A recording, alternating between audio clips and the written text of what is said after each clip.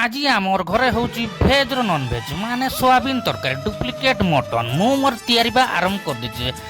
सीझे रखी देती मिलमिकर गाँव को भाजी देली तेल रे खाई टेस्ट करदेली ओह जबरदस्त होती लुण हल्दी भी टे पकई देती ना तापर कषा काम आरंभ होगा गैस टाक जल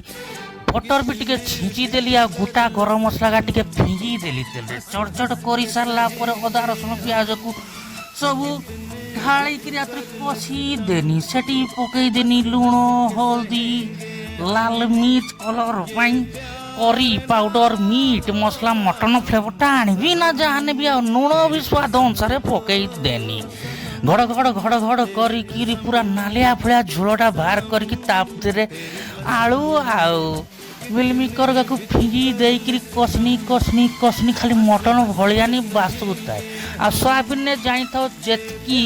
विटामिन कौन सी परिबा कि मटन कि चिकेन रे नाइन से सोयाबीन आपण मन नियाती खाइबे एक नंबर रे आसे विटामिन सब तापर गरम मसलाटा को छिंची देई घड़र करी खाइबा आरंभ करली बटर भी टिके पकई देइथिली तापर तो खाइची आ